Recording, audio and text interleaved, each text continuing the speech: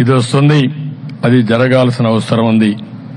అందుకే రాష్ట్రంలో ఉండే ప్రతి ఒక్కరికి, తెలంగాణలో ఉండే ప్రజానీకానికి, దేశంలో ఉండే తెలుగు కుటుంబాలకి, ప్రపంచంలో ఉండే తెలుగు జాతి ప్రతి ఒక్కరికి మీ కుటుంబం, మీ కుటుంబ సభ్యులు, మీ బంధుమిత్రులు అందరూ కూడా సుఖ సంతోషాలతో ఉండాలని, అదే మరిగా మీరు కూడా సంపద సంపాదించి మీనింగ్ఫుల్ లైఫ్, నేను ఇక్కడ ఆ మాటలు వాడుతున్నాను.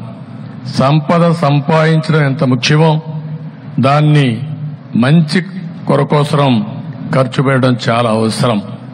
మనకు కొన్ని సాంప్రదాయాలు ఉన్నాయి. వయస్సులున్నారు, వ్యాపారం చేస్తారు. వ్యాపారం చేస్తూ వచ్చిన దాంట్లో ఒక 1% 2% సమిక్షేమానికి, ప్రజల సేవ కోసం వెచ్చించే పరిస్థితిలో ఉన్నారు. అంటే ఇది ఇప్పటి నుంచి వచ్చిన వారసత్వం కాదు. వాళ్ళు చేసేది వ్యాపారం. అదే సమయంలో ఒక బాధ్యత కింద ఈరోజు వాళ్ళంతా కూడా సమిక్షేమం కోసం సేవాభావంతో ముందుకు పోతున్నారు.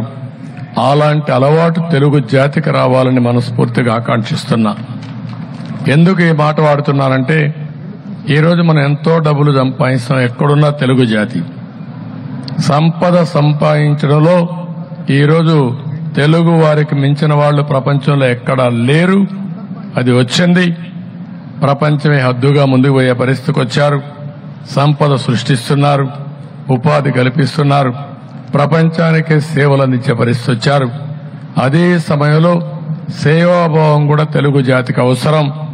ఆ సేవాభావం ఉంటే మీ జీవితానికి సార్థకత ఉంటుంది. అదే సమయంలో అది చేసినప్పుడు మీ పేరు